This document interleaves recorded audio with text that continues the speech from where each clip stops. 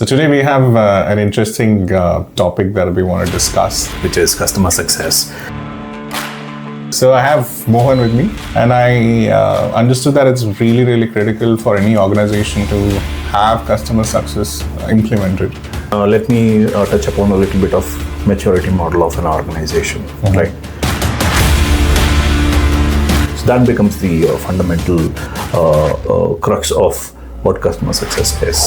Who is responsible for expanding the revenue? It's called the silent death. Okay. Right? They are there with you, but they are not there with you. No, I think it's interesting, right? Like, this has opened up a lot of venues for sure. All right, hi.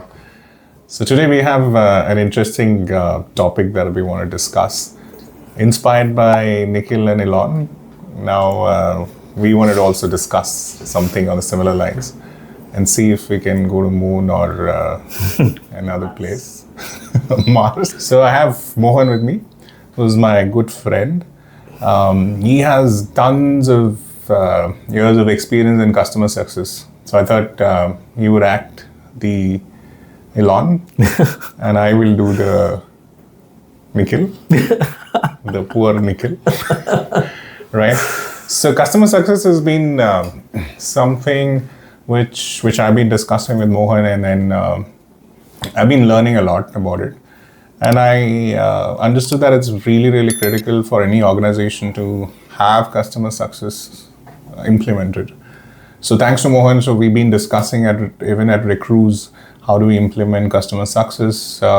Since we are in the hiring space where we are setting up a lot of GCC, so it's important. And then we have a lot of accounts as well, right? So it's important that how do we retain a client and how do we see in terms of how do we leverage customer success as a framework, so which Mohan has given some overview for us, and it's in work in progress.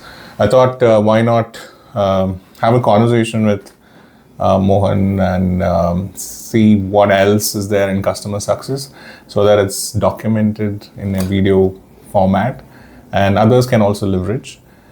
Since it's a time to give back also, like what Nikhil and Elon is also doing.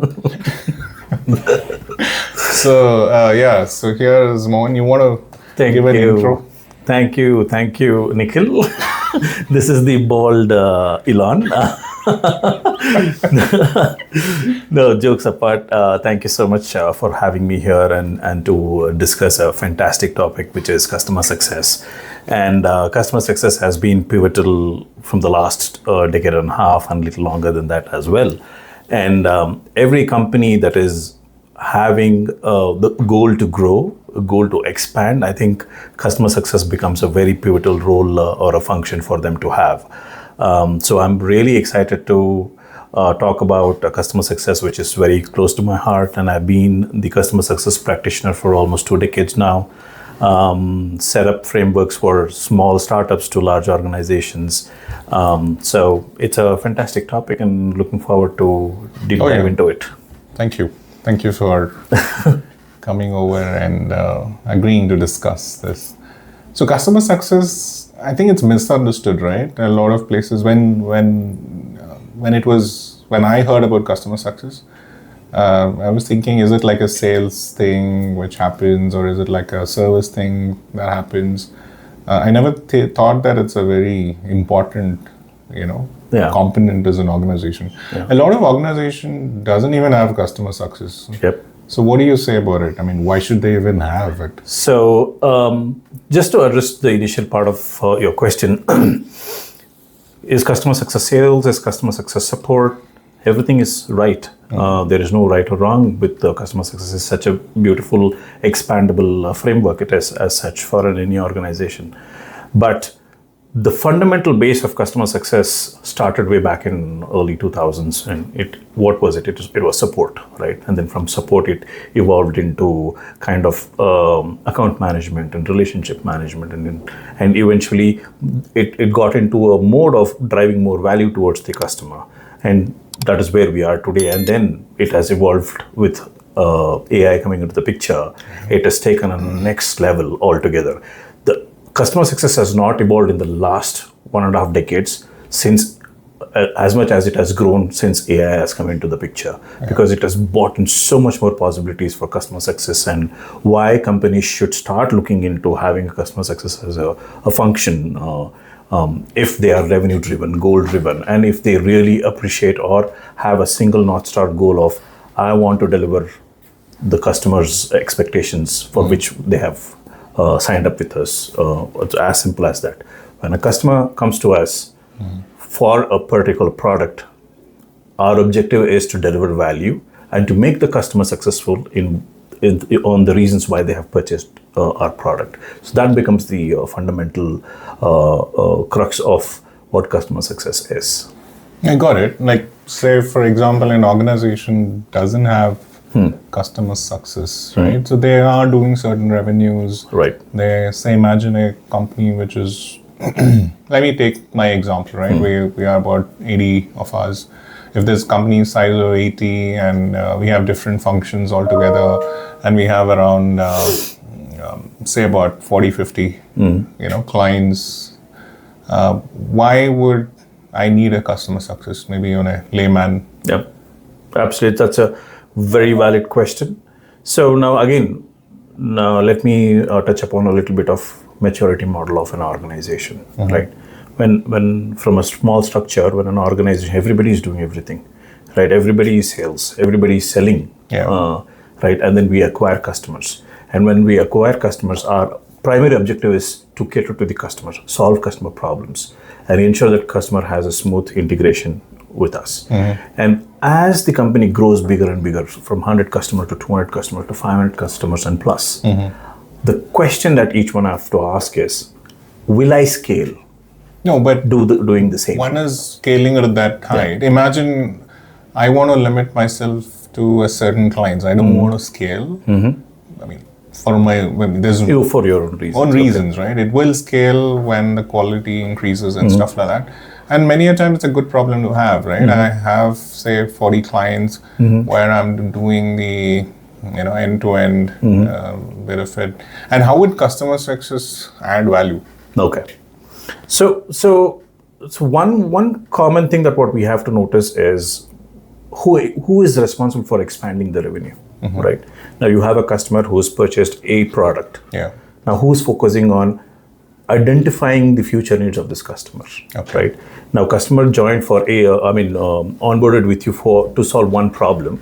So customer solved that problem. So who is responsible as a CEO or as a leader of a function? Do you have the capacity or the bandwidth to keep going on to this 40 or 50 customers to understand what is the next stage for the customer? Are they doing white spacing for this customers with your product portfolio, right? And that is where customer success comes into the picture.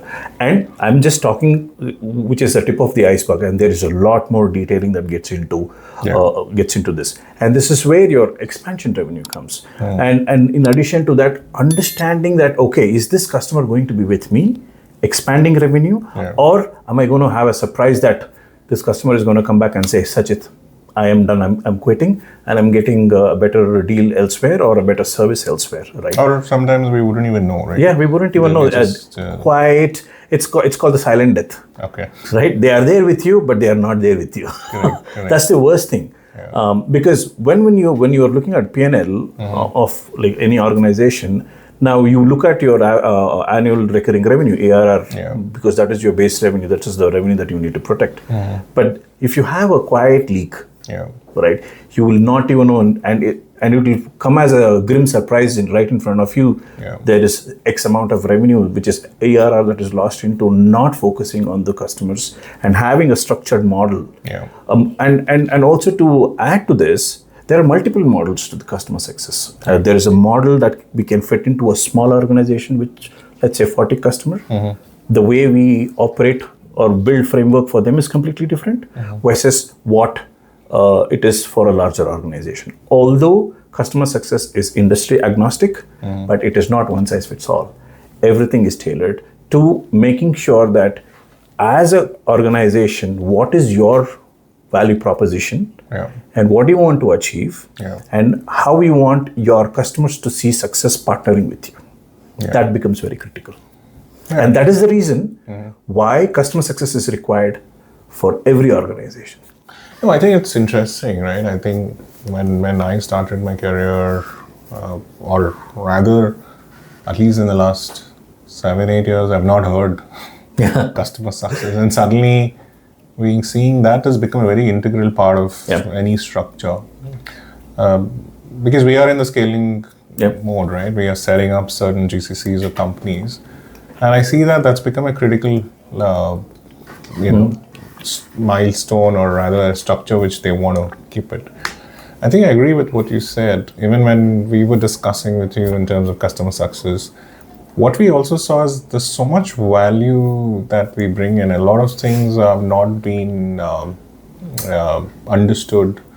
The life cycle of a client, because we are so busy in doing the day-to-day work, right? There's some work that's coming, so busy in doing the work, and then something else comes in, and again some other client. But we manage to see whether the client is happy. Correct. Are we delivering the value as what we've told? Do we do a check-in on a regular basis? And how does the check-in looks like, right? Does it give an indication in terms of the scorecards? And then are we asking for feedback? Are we implementing it? Because most of the times what I used to do is presume that things are okay, right? Maybe go for a meeting, have a lunch, and say, okay, things are good. But I think this has opened up a lot of venue for sure for us as well, and that's the reason I just wanted to have this discussion to see if there's much more that can be gathered out of this discussion. So if there's an organization which doesn't have a customer success at all, right? If I come to you, what would be the first step, first advice that you'd give it to me? So first thing, that's a very good question, because that's quite common in the industry right now. And the first thing that what we assess, or at least I assess, is, are you a product company or are you a service company? Because then the structure differs. Now, if you're a product company and then there's another fragment that gets added to it, from how do you provide? Is it a SaaS based, which is a subscription model? And then the strategy completely changes there as well. But end of the day, when we look at the customer success, when I walk into any organization and I see why this company should have a customer success, is first thing that I kind of understand is, what is their customer journey? What is their value proposition? Now, and here's the very subtle thing to understand: what is the quote to cash process? I mean, as a consultant, it's unnecessary for me to know, but it is important to understand what is the customer's quote to cash process, and do they even have customer journey? Does that align with quote to cash process? Right? Pre-sales, post-sales, and how many people engage, and what is the accountability model, ownership model?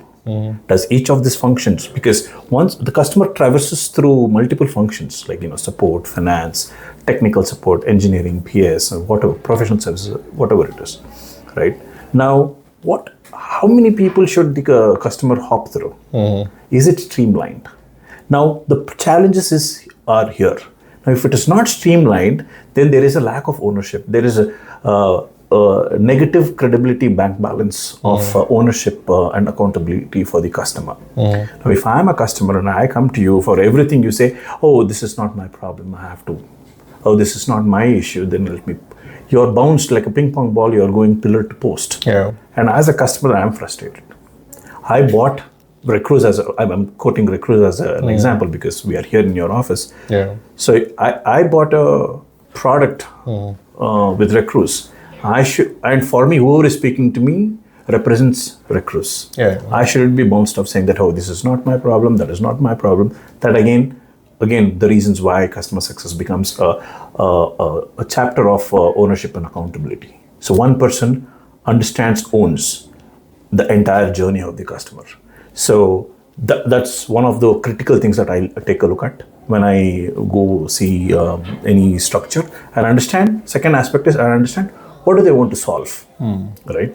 Now, customer success is so vast. Each one of it have implemented in their own ways to achieve their respective goals, right? And I'll deep dive into this topic a little later on, but to give you a high level view of it is, like, you are a product company, and I want to ensure that I have a product adoption. If product is not utilized and adoption is poor, customer is going to churn. Around 60% of the customers churn in the first term of the contract renewal because their engagement did not happen, their product understanding is not great, and their future utilization is not great. So for a CFO, from a CFO's lens, if he sees this, hey, this is a underutilized function and it's not producing any results. Yeah. I think that's where it comes in, right? Yeah. Because where you see value, I think it doesn't happen in the first go itself. No. Yeah. Because it takes time for you to bring in that element in terms of why is it even useful. And once that cycle is complete is when they start appreciating what customer success brings in. Would you have any example in terms of a company which implemented customer success and is in a maturity model which is on the higher side? And what is that they were doing? You don't need to name the company, but how is it making a difference? Because that'll add a lot more. Absolutely. I'll give you a classic case of a company that had a lot of customers, like to the tune of 10,000 plus customers. But the challenge is more than 50% of it are all one product customers, while the company had 40 plus product portfolio. Okay. Oh, that's interesting. Right. Now, your 50% of the customer have more than one or two, and 50% of your customers have very poor product or customer stickiness because they have just one product. All they have to decide is to cancel, which means you're losing that customer. The stickiness, the lesser the product stickiness, it's easy for the customer to exit, right? And how do you build more product stickiness? That's how you do customers portfolio white spacing, to understand customers' industry and see, okay, I have 40 plus product suites portfolio, and customer has taken one. How can I branch that into multiple? Right, and this is again where the customer success team or customer success manager comes into the picture, because what they do is industry analysis, they do customer analysis, and the map as to what do they have, what will they be in the future, aligning with why the customer signed up with first. And that becomes the North Star metric for the function or for that account, saying that this customer signed up to achieve this goal, and that becomes your measure. Metric against which you will start measuring. So once that happens, while you're having this conversation, you understand the customer, your industry, and then you become a consultant and advocate to the customer, saying that, hey, in this industry, this is what is happening. And you will start talking to the customer in that consultative way. And that kind of triggers customer. It builds a lot of confidence in customer for the very simple fact, thinking that I'm not the only person who's thinking of my business, but you're also thinking of my business and how it works. So that's a very strong emotional quotient between the customers and the customer success as a company, as a function. So that is critical. So coming back to the problems that I have solved. Now, we had this issue. We had about 8,000 customers, anecdotally, 8,000 customers with single product subscription. Now, the challenge is they started to leak, right? On an average, we were seeing a lot of retention. Now, the goal for the function became, I want to reduce retention, right? Now, the simple fact... Reduce retention? Reduce churn, sorry. Okay. Reduce churn. One of the fundamental, that's what, I did the entire exercise with them to understand how are each teams built, how is this function built. Now, one thing that I realized, the fundamental basics that they did not do is have customer categorization, right? They were treating all customers the same way, which means, when I say treating all customers the same way, I'm not saying that they should be treated indifferently. The mechanism of engaging with them should be different. Right? Yeah, it's more like where... Scalability model. Yeah. And then you have a high engagement model. Now, with this, what happened is we kind of identified they were doing 1:750 customers. One CSM managing 750 customers, which is inhumanly not scalable. You cannot deliver anything. So the first and foremost thing that what we did is, or at least what I did is, identified what model works the best. I looked at certain data, and it is very important to look at data before you even arrive at a model.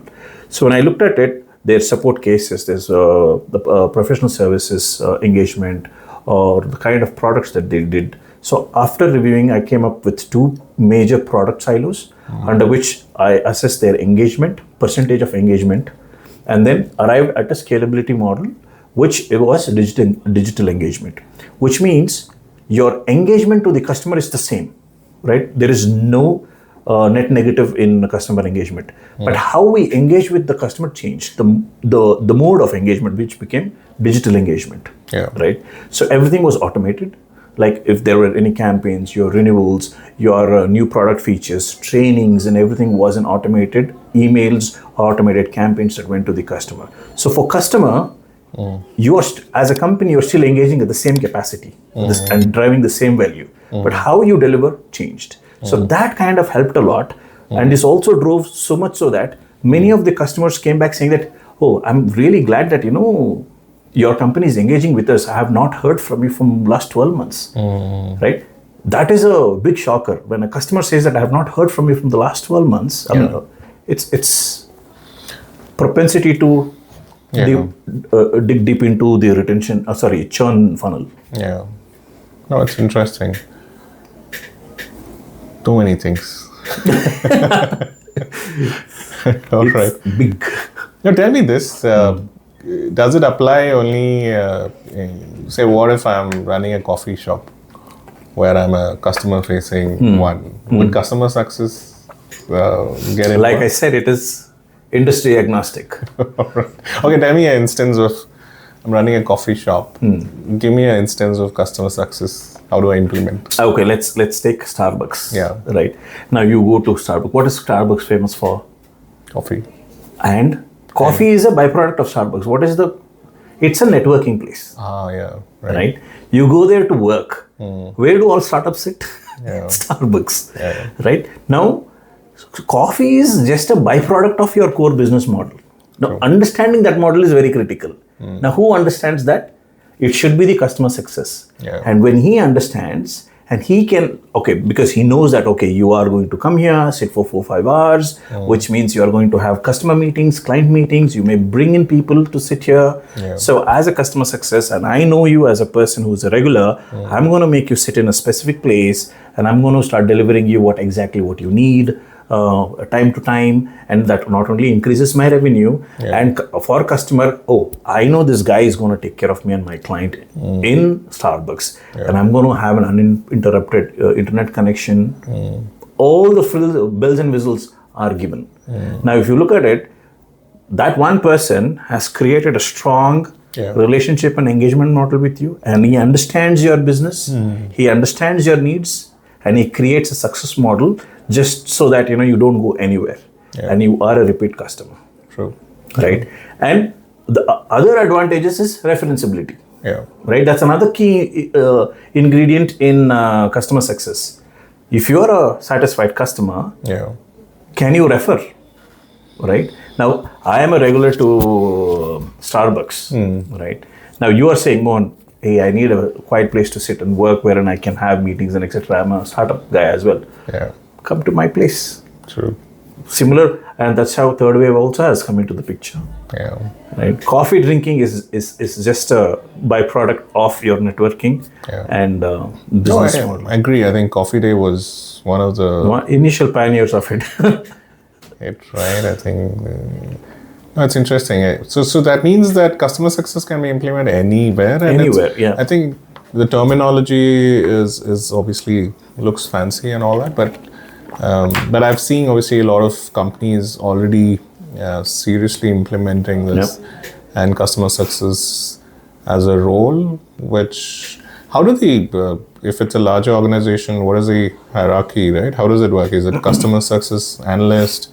and then comes the manager, then comes the director. That's that world is right now quite polluted, honestly to say, and I'll say it openly, because people have gotten really creative and they've given their own nomenclatures to it. Oh, interesting. But leaving all that aside, if we have to look at the hierarchy, and again, hierarchy depends from small, how you want to implement customer success. Yeah. Smaller organizations, say, let's say 100 plus customers or 100 employees in that segment, I would want to look at implementing customer success as a organizational framework, not as a function. Yeah. What I mean in this is a customer success under which there will be your support, your professional services, your marketing, your sales. Usually salespeople are very touchy to it, so we'll take sales out.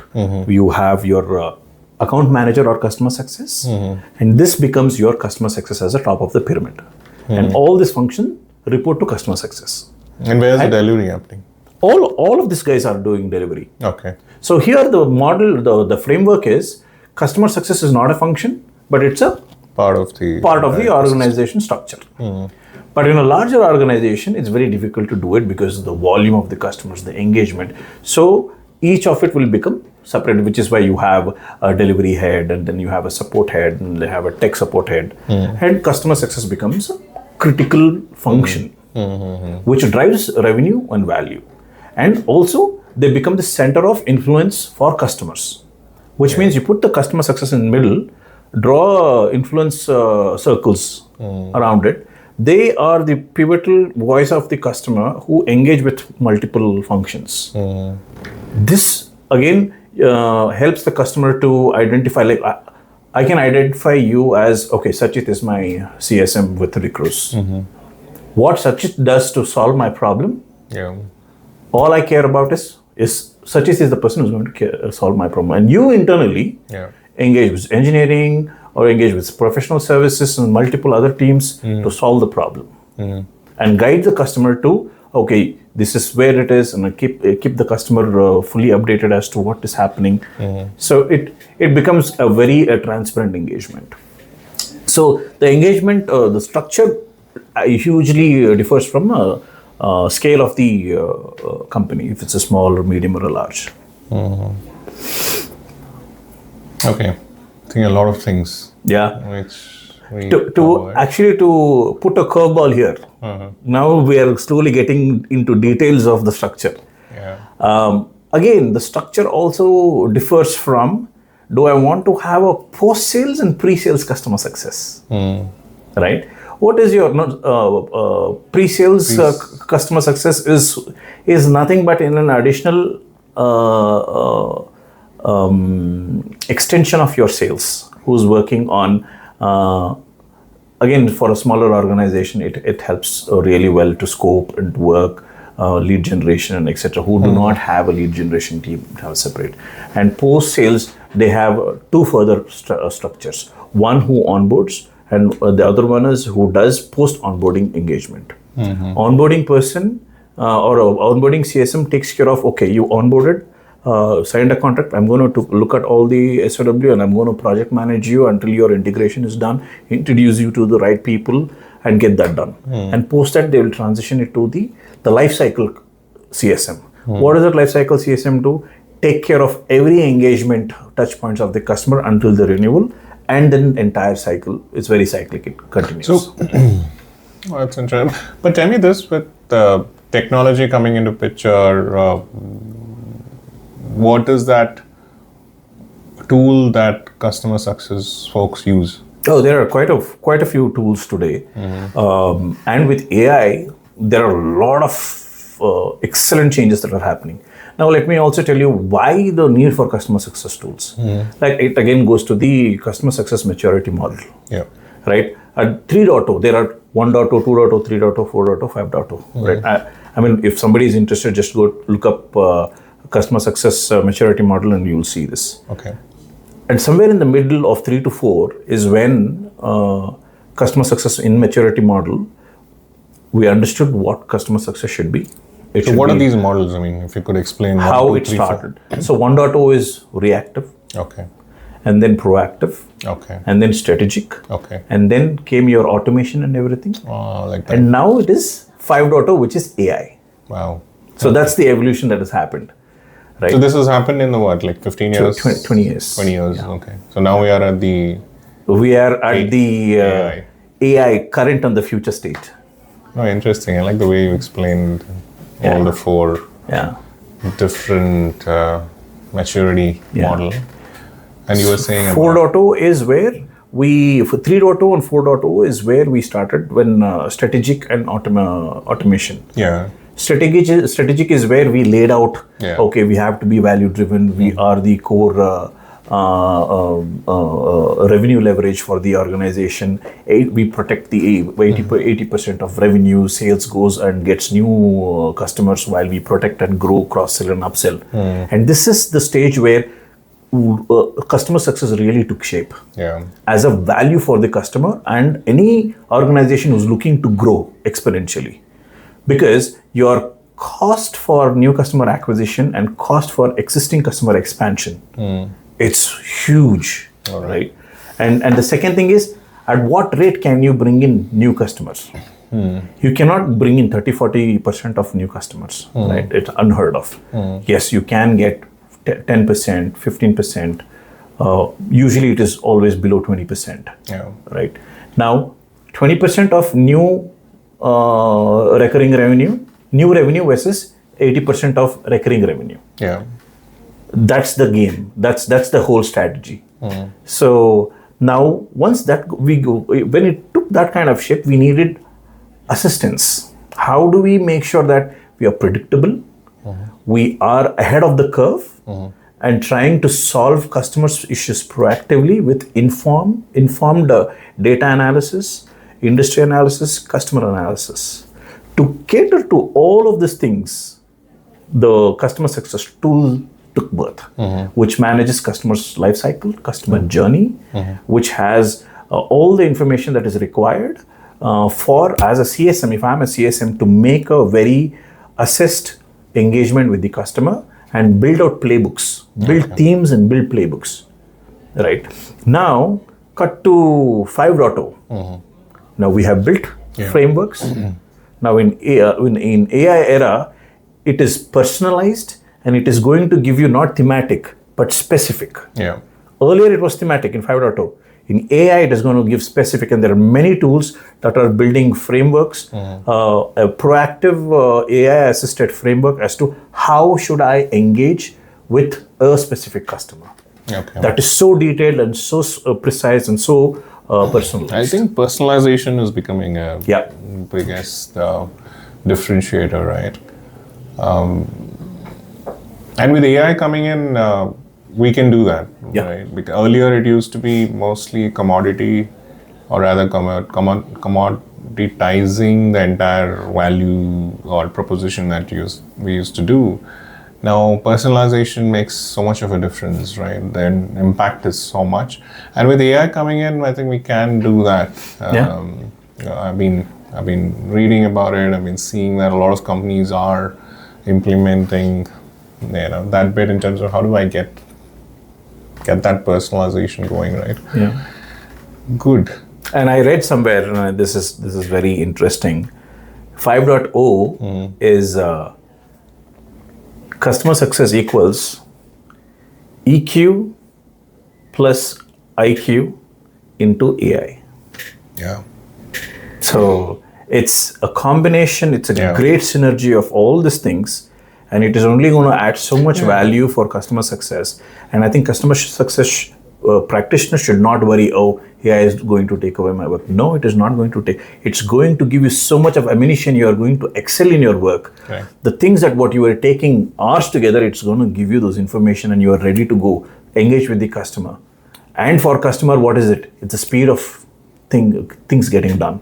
Yeah. So we are entering into the next level. That's why I said the customer success evolution has not happened as much as it has happened in the last few years since the entry of AI. Yeah, no, I totally agree. In terms of how do we execute, needs to have a good combination of everything. I think that's what you're trying to explain. And that really makes a difference. But is there certain place where customer success is not required, or any other any industry or any place they're saying that okay, you don't need to bother about customer success?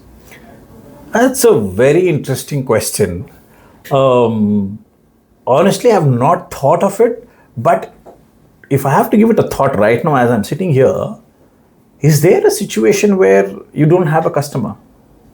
Yeah, maybe the manufacturing. So I was talking about this Amazon thing where there's no humans involved in it. Yeah, if it is done by manufacturing robots, which is like a clockwork, brickwork, which is going from one step to the other. But still you need a customer. You still need a customer success, because as long as there is product, as long as you're delivering a service, as long as there are customers, you need customer success. Okay. So let me tell the story about what happened to us, right? So we had one of the instances where we had delivered certain work for a client. I think that's where I was speaking to you, and then I implemented that framework. So what happened with this client is they wanted to reduce the the typical procurement where they come into picture that they wanted to see in terms of how do we reduce the cost and stuff like that. And interestingly, I didn't have anything to tell them in terms of data, right? I know we had done fairly well for this client, but when the vendor team comes into picture, that's an every year thing where they want to reduce certain aspect, right? Now that's where I was trying to tell them that, hey, you know what, we've done so much for you guys. The vendor team is like, vendor management team is like, my job is to every year is to reduce the cost. I was like, so that's where I think the discussion happened with you, where you said, why aren't you giving the life cycle in terms of what you've done to the client? I think that's what got me interested, and it made so much of a difference, right? So what we did after discussing with Mohan is we looked at what value add that we had done, and we quantified that in terms of the amount of revenue that they had generated, and how much of savings that they had done using our services, and that was huge. I'm talking about the time that was saved, if you're doing interviews as well, in terms of the off services that they had utilized. And then when they looked at the number, it was huge. And when I presented that data, they were happy about it, and they didn't increase the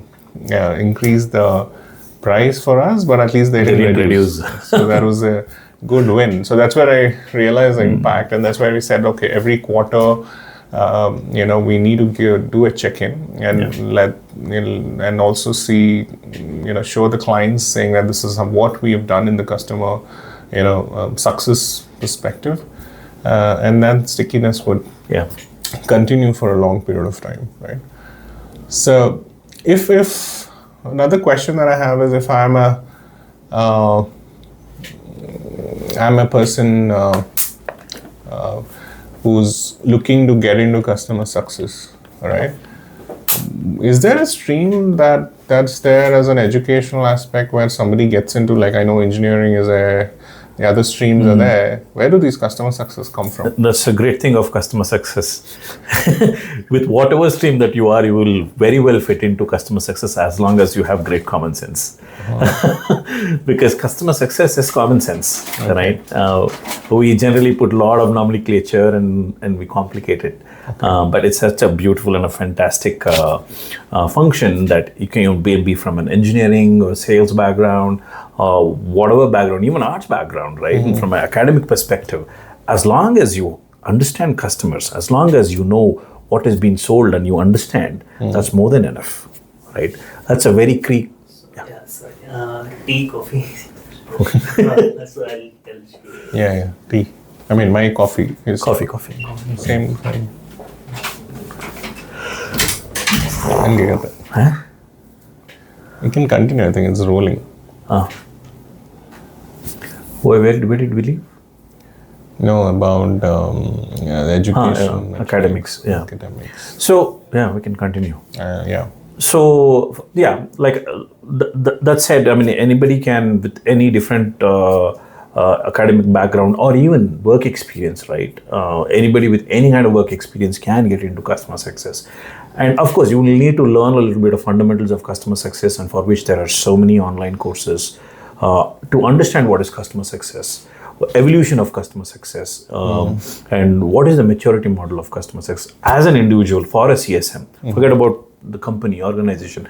I need to, as an individual, go through the customer success maturity model and understand the evolution of it and the future forward. That will really help you to understand a lot of nuances of managing your portfolio. I mean, of course, you are going to manage a set of customers. Now, what are the tricks and industry methods and well-known, proven framework as to how I manage my customers and how do I categorize?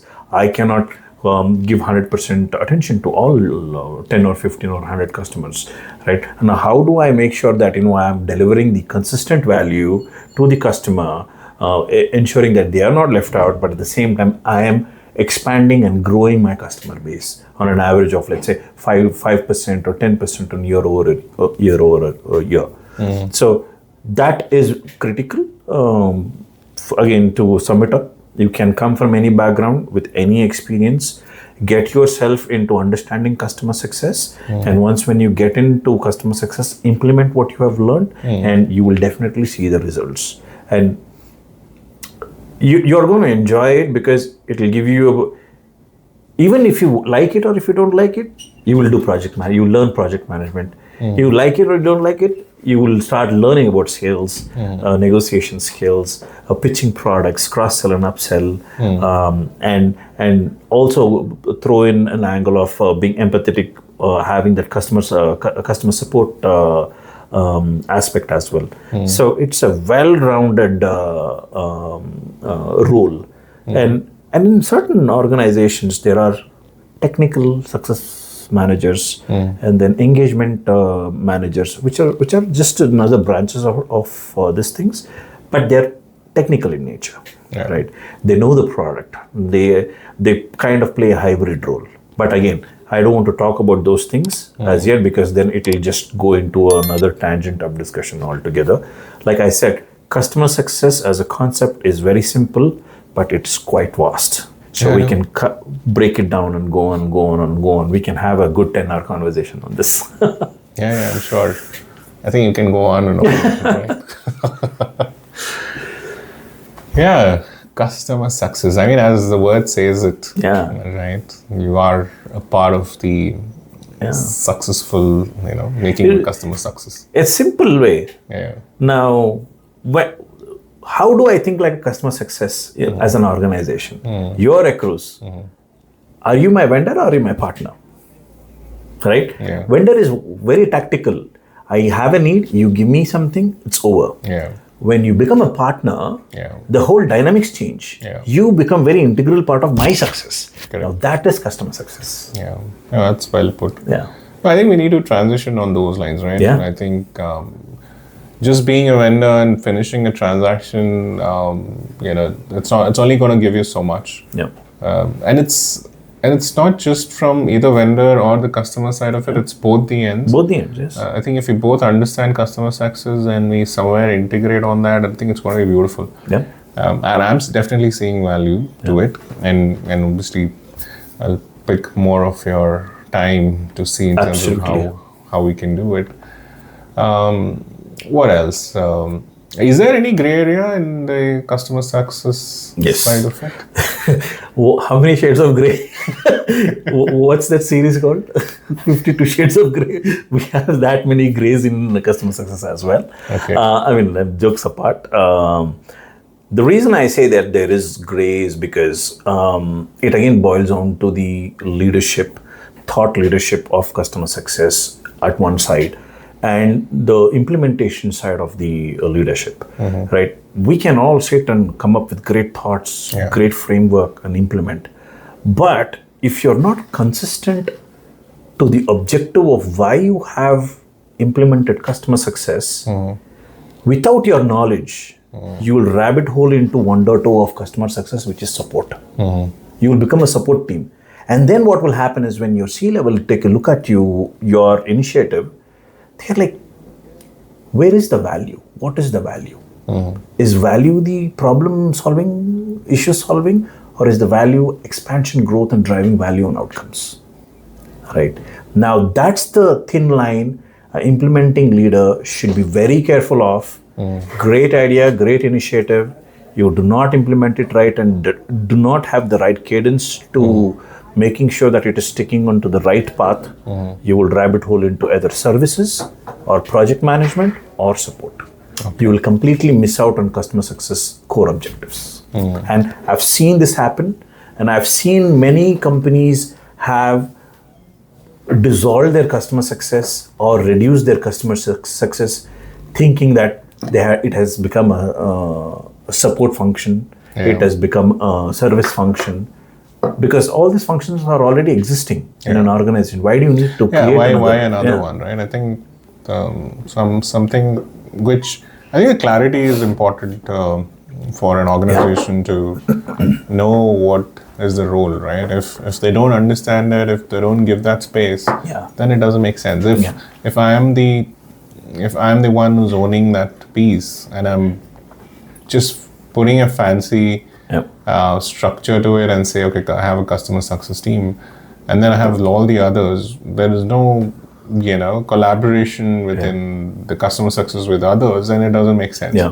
I think that's should be very critical, that we define what the customer success is doing, and customer success as a team has to be well connected to the other business functions. Very, very important. If it's not, then it becomes like you're just running in one direction and everybody else is running in another, right?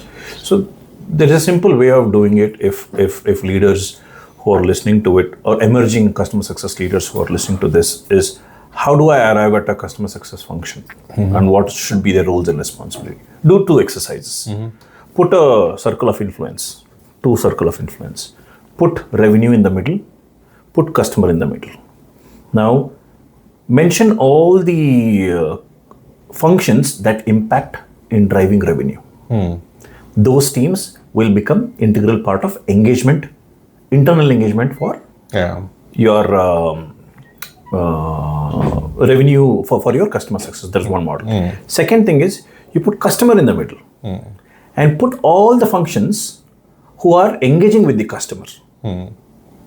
Now bring them both together. Who's solving the problem and who is helping drive the revenue. Oh, okay. Right. Interesting. Now, when you look at it, a support team, a customer reaches out to you, I have a problem, you're not solving. It's an indication of dissatisfaction, could lead to churn. Right? Now I have a bug. I reach out to the engineering. My bug is not fixed. Is that bug impacting my revenue? Yes and no. Now, this is how you need to clearly carve out. And then you arrive at a roles and responsibility of a customer success, which eventually will have the hybrid of this, and you will own value, outcome, and then you will own expansion revenue, and you will own retention. And for product companies, you will also kind of own product adoption, because adoption is directly related to revenue. Bugs directly related to revenue. Right? So that's how you kind of, this is a simple exercise for somebody to sit at a table on a napkin. If they just jot this down, they will have a first version of what a customer success roles and responsibility for my organization should look like. And then after that, you start developing customer life cycle or customer journey, and put the same thing at each journey. Who are the teams that the customer is going to engage, or who is going to engage with customer in each of those journey to drive value. So that is a very simple, straightforward way of understanding and implementing, or rather not implementing, arriving at certain core concepts of how my customer success function and roles and responsibility should look like. It makes sense. I think it seems complex. It is complex if you don't understand your own function or your own organization.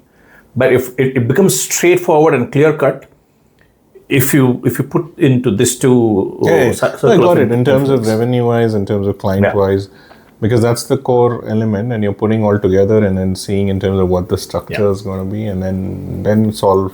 Makes sense. Now I'm trying to even think about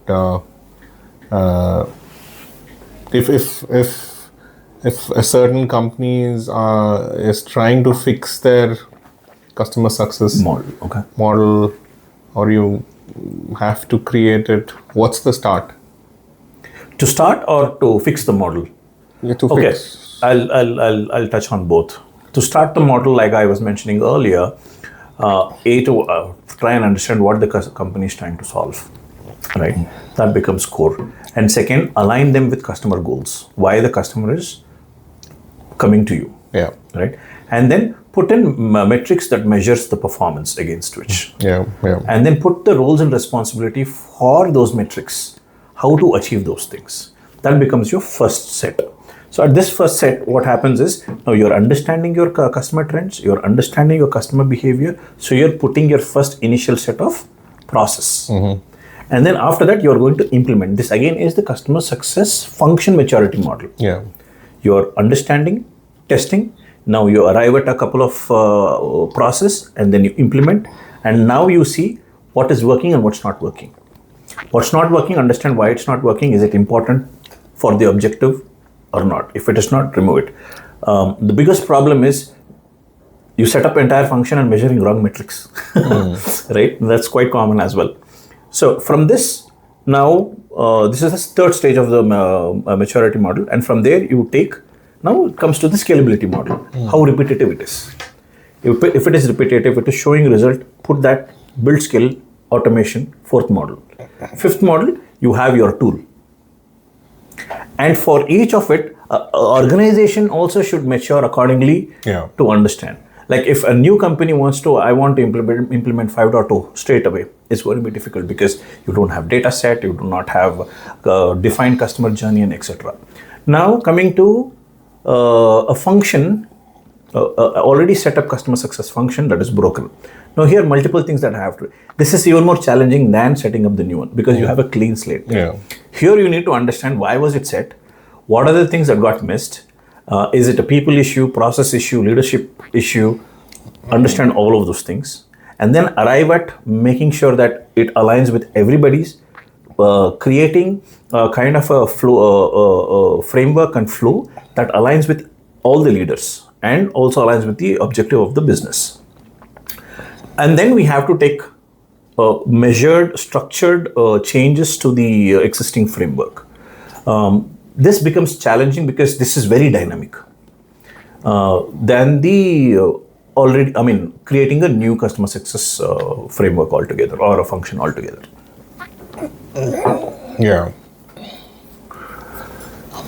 Too much. All right. Because off the records, it's very difficult to deal with people's ego, right? Now, I have, let's say, for example, I set up a customer success function, it has failed. But I should be the person responsible to tell you what all I implemented. And somebody is going to assess you saying that, okay, this is wrong, this is wrong, this is where it went wrong. So it becomes a big problem to me, right? Now, I may not help you because I know that you have come to correct the framework that I have set. It's pretty typically consulting issues. So imagine, I think there's so much to be done for you. Right? One is, as an organization which already is mature, you might come in there to assess, at least, to see whether there needs to be a fix or something.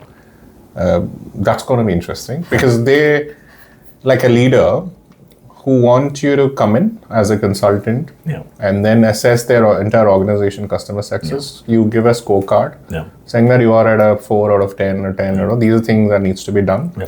And that particular company can utilize or implement what you suggest. Second would be the company which doesn't even have these functions can come to you and you can create a framework for them. I think you have a lot of things to offer. I guess so. So with the second one, where the customer success framework is already established and functioning, but it needs correction, the approach that I take is top-down approach. Yeah. I sit, I understand, I assess, I make my own observations and analysis. I present it on the top with the solution as to how to fix it.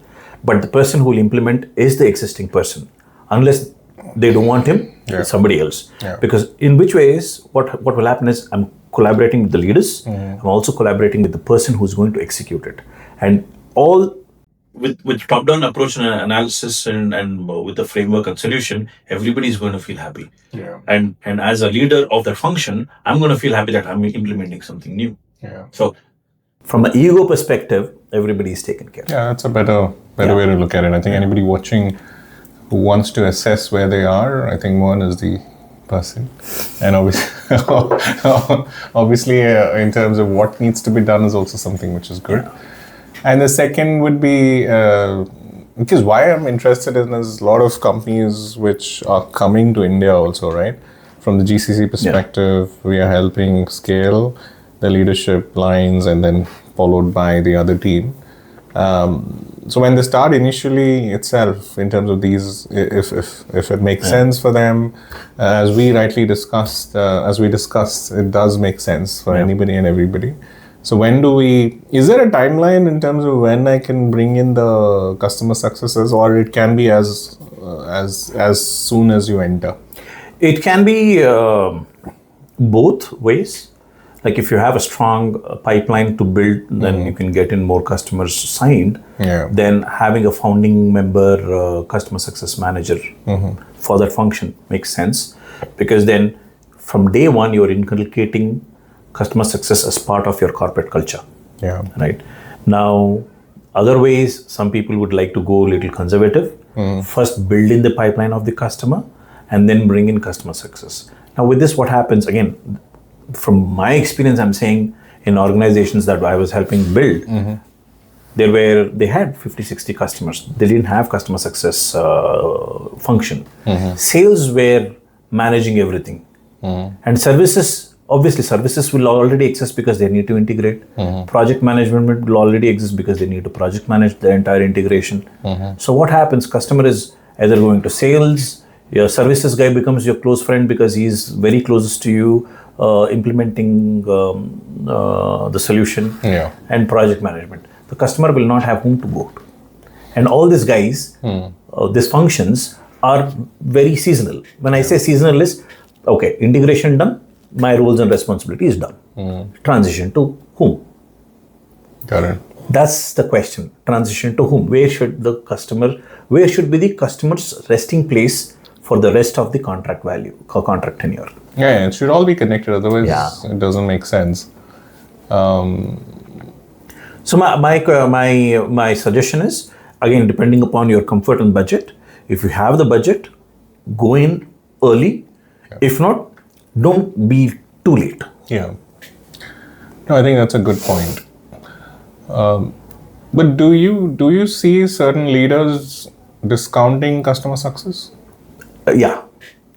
The reason being, I was very abrupt in saying because it's quite I'm quite passionate to customer success and I wear my heart on my sleeve. And yes, they do discount. The reason being is, as much as education of customer success is true for a customer success practitioner, a leader, it is also so much so true for the executives to learn customer success and understand as well. Yeah. If you do not understand customer success, and I have seen, and I have so many instances where the CCOs are from support or services, they are tuned to becoming a support. Their first language is support. So invariably, what will happen is customer turns into support. It establishes into a support function. And then the big question of what is customer success is doing. I don't think customer success works. No, I think that's a common thing which we've seen saying, and then they kind of say, okay, it doesn't make sense.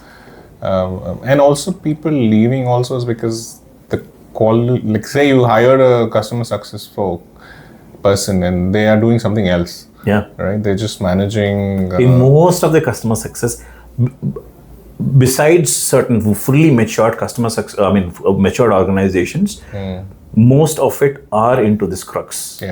of I'm hired as a customer success, but I'm doing something else. Yeah.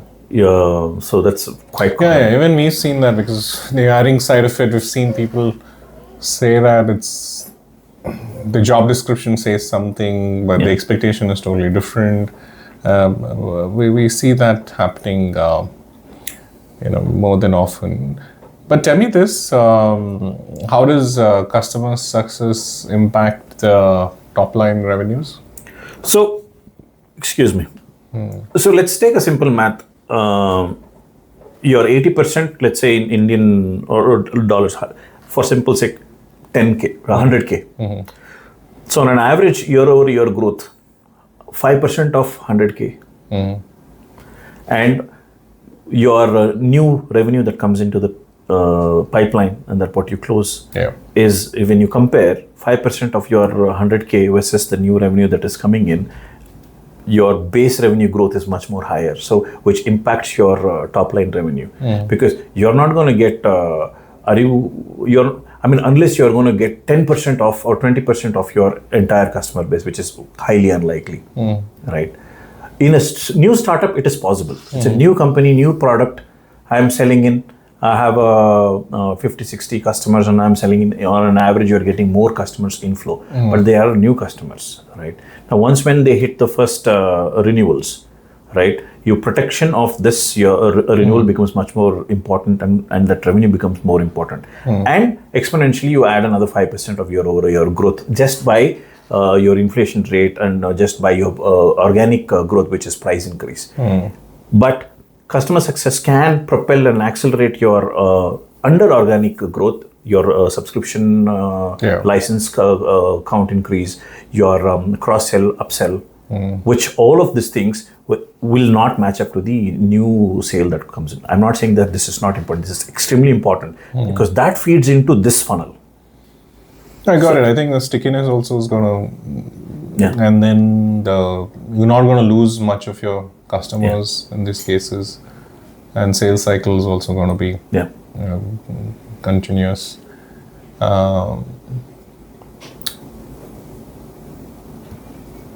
Got it. And one more question that I want to check with you is India versus US. Right? How are we Super question. in terms of customer success perspective, in terms of adoption, where are we compared to the US? Has US be more mature, or India is already there, or are we still a long way to go? I would say we are there and we are equal. And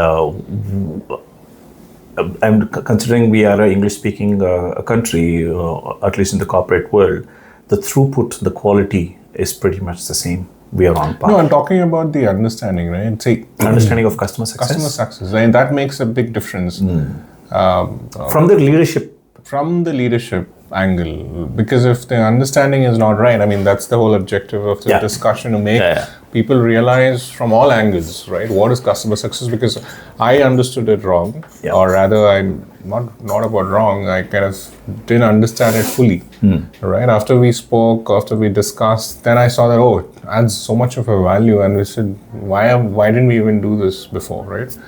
So on that perspective, where is India and where is US? So from India landscape, we were conservative. We were still going by the old methods. Obviously, the customer success got introduced and influenced from the US to us, and then we kind of built and understood. From the market perspective, from the leadership perspective, we are growing in understanding of customer success and the need of customer success. But in the US, it's already established, right? Customer success means, every organization there pretty much has customer success or some form, or maybe named differently, right? But there is some form of customer success activities that are happening. In that way, we are pretty much growing on par with the understanding and the need of customer success in the market. But that limits to very specific global organizations only, right? I wouldn't say global organizations only. But in global organizations, very prominent. In the local startups, when I say local startup, in the India startups, they are feeling the need for having a customer success as well. And I have in very close network, few of the folks who have their own startups, they have integrated customer success, and they recognize that customer success is a growth leverage and not a support system, and it's a value and outcome driven function. So we see a consistent growth towards adoption towards customer success. That's so important, right? Even I see that. And India as a market has matured as well. It's no more a services-based company. So I was having this discussion with one of the French companies which was setting up the GCC here. So the leaders were here and we were discussing, and they were skeptical, or rather the discussion was mostly to check if we need to even set up their GCC here in Bangalore. So their question was more in terms of value proposition, cost, all that. Does it make sense to even come to India? Rather, I will, retain my, because they're pretty much in the European side of it. They said, why not look at Poland itself? And what's it in, why would we even look at India?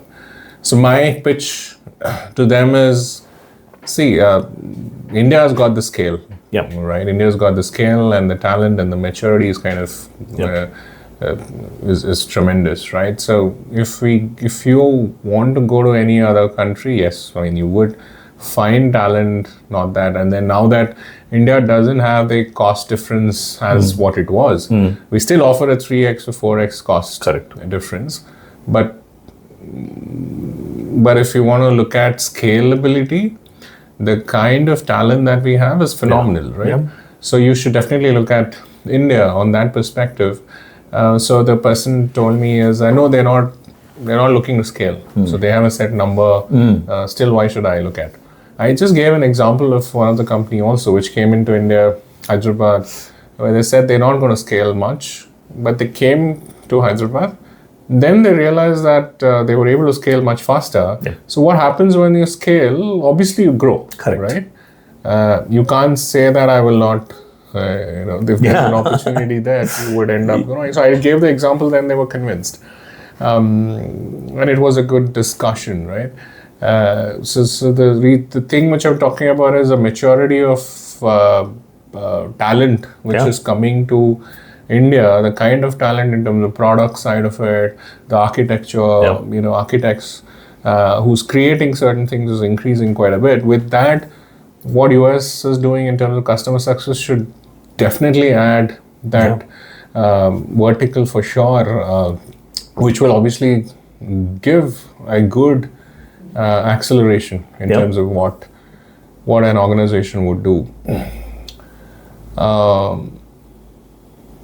And is there any final thoughts from you? Mostly because the way we've structured this conversation is to get a view on customer success, and based on the feedbacks coming in, we can see that if we do more such sessions, I don't know if it was too complex a discussion or too simple. I try to keep it simple, and I think it was simple. I think you explained it really beautiful. I like the way you explain the maturity index as well.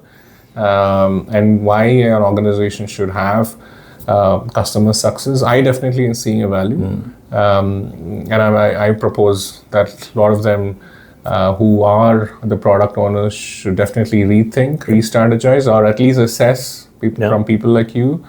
It always helps, right? No issues.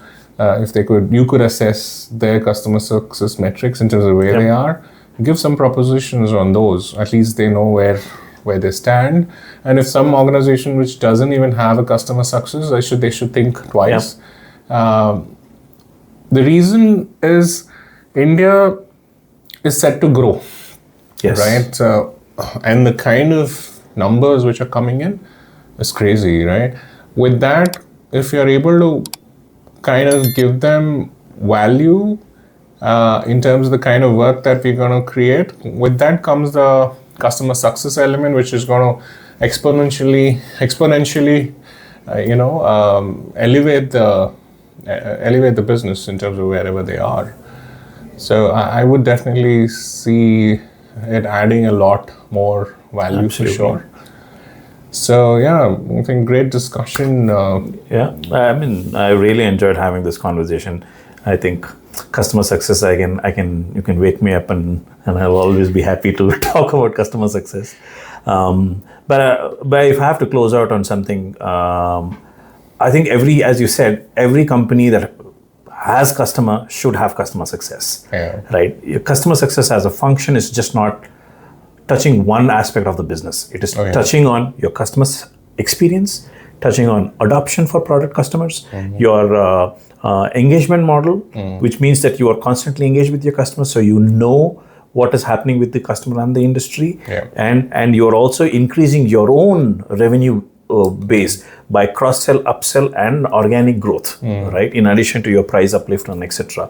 So the full fundamental of any organization is covered by customer success, and at the end of it, it aligns with what the customer wants to do. And it's very less that many of the companies, they are absolutely fine till the contract is signed and the customer is in, and after that, they have forgotten about the customer altogether. True. Then they will, let me go take a look at the SOW as to why this customer signed with us, right? No, you don't want to be in that situation. So that is another angle where customer success touches, and making sure that your business is running smooth with a clear goal of expansion, retention, and value outcome. But tell me this, a business, somebody sells, the contract hits onto it. So would you get involved? Yes. Very good question. Yeah. Again, like I'm feeling that, we should have more sessions of this, which is very dedicated to certain topic of customer success, because it is vast. Now, you touched upon a very interesting topic. Should the customer success be introduced during scoping or after contract signature? Correct. In my opinion, my personal opinion, every successful organization has had CSM involved right at the SOW. They have discussed, understood customer CSM is part of from the time of scoping, contract signature.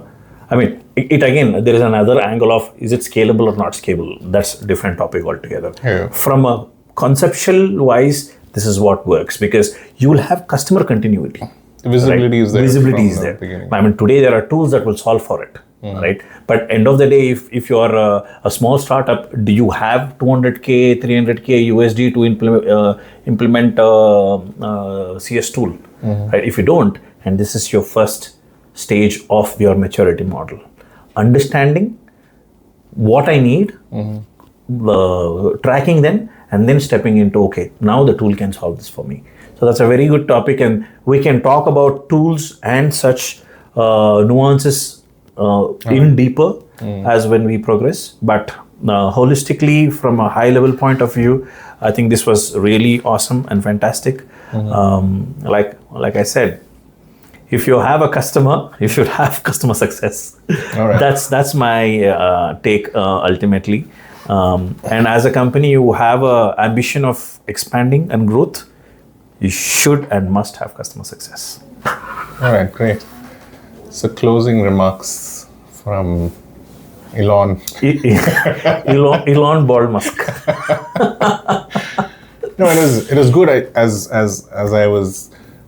we were discussing, right? There's so much to it. We should definitely do such events again. Because I think you just touched upon just some 5% of what you know. Yeah. So in terms of tools, in terms of micro strategies, in terms of step-by-step maturity indexes, again, in terms of what gets in there. And if an organization is coming saying, I'm at a second stage, third stage, where should I get involved? Correct. And if I am an organization which has multiple touch points, how do I even get those, involved, the CS involved? Because there's too much to, connect the dots and make them all work together. I think so many things are there to touch upon it, but based on how this session goes, or the discussion goes, we will have more repeated conversations. Absolutely. Yeah, thank you so much. Thank you. My two parting comments is one, go get a book called Measure What Matters. Yeah. That will actually tell you where we most often go wrong. We may have everything, but we are measuring something else. And second thing is understand what is customer lifetime value. Customer lifetime value should always be the North Star metric for any customer success if you are a value-driven mindset. Thank you. All right. Thank you so much. Thank you.